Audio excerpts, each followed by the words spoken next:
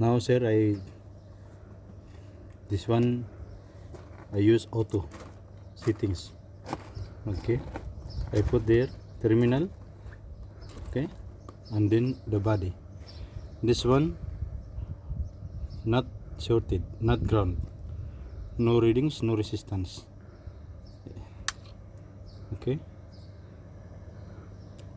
and then the other one terminal, no resistance, no readings.